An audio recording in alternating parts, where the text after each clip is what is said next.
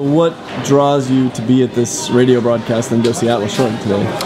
Combination of things. We listen to Grassroots Radio, and we know Ken Clark and Jason very well, and so we wanted to give them some support. And that, as far as the movie is concerned, you know, it really caters to those people that really value their Constitution, and more specifically, being capitalists and wanting the country to succeed and grow. Contrary to what's occurring at this point in time in our country. What are your views about the debate between Obama and the Republicans on the budget and federal spending? Well, there's an absolute contrast in the way that the current administration believes that by taxing and taking away from the wealthy, that they'll have the ability to pay down the debt or spend the money in a different way, you know, whether it's redistribution of wealth or trying to equalize things, that's their political philosophy, their economic philosophy. And by contrast, the conservatives really want to find a better way of making sure that this country succeeds. And that means by having the economic engine of this country that was founded more than 200 years ago go forward and continue to grow.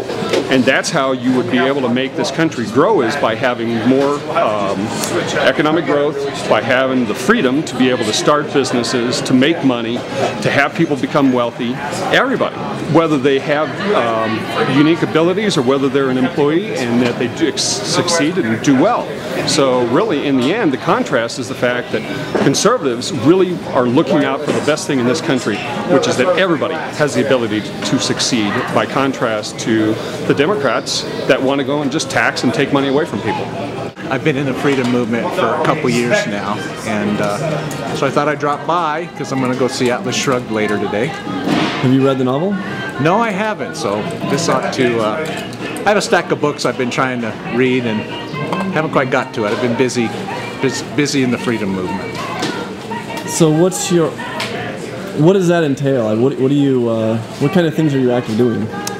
Well, we just meet with like-minded people to let them know they're not alone, because we felt alone for so long. And so that's basically, we promote learning about the Constitution. We promote getting people involved in politics, get involved in the process. We got involved in the caucus process last year and made a big difference in who our candidates were. So in the Republican Party, although we don't endorse candidates or parties, we just do we get people involved in the process and encourage them to get involved in their political process. So what's the main fundamental thing that you would like to see done differently in the political landscape? Well, if I had my wish list, I would like to see us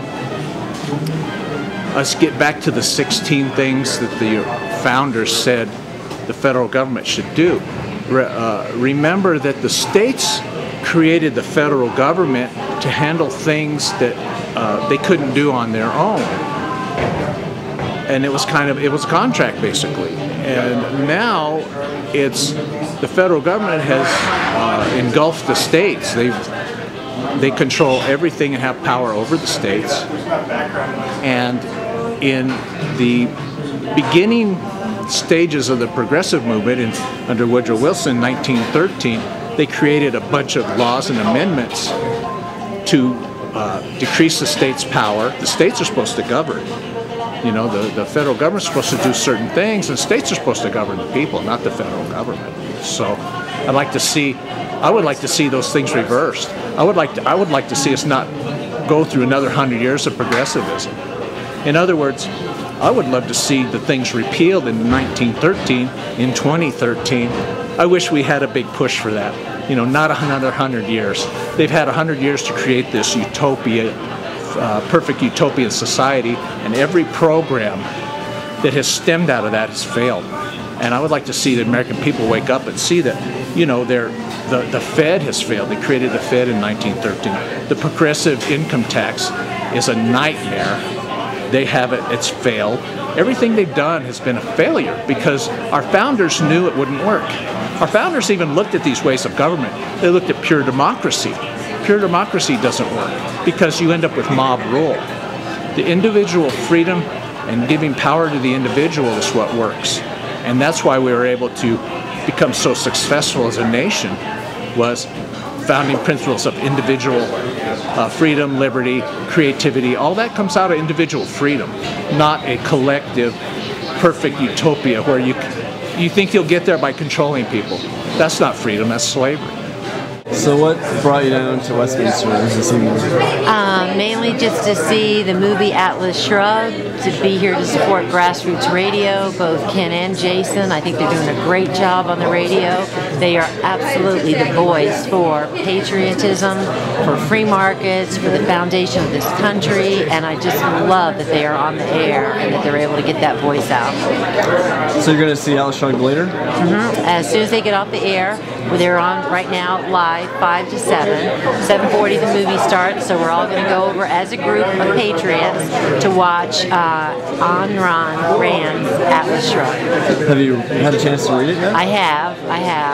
So what is the significance of it to you personally? I think the most compelling part is just about the whole theory of individualism and holding true to your morals, holding true to your values, which is so important to the liberty movement right now.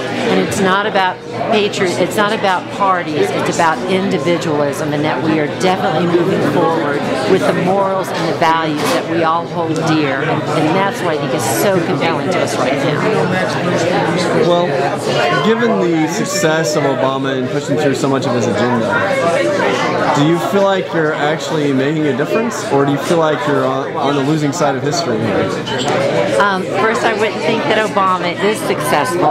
I think that what he is pushing through is he's not doing that using any of the foundation that this country stands for. The way that he's doing it is unacceptable to me, which is why I am I try to stay as vocal as possible. I try to stay as knowledgeable as possible, so I know what's happening, so that every day I get up, I try to do something to get the word out about what's happening in Washington, what's happening at our state level, what's happening at local government.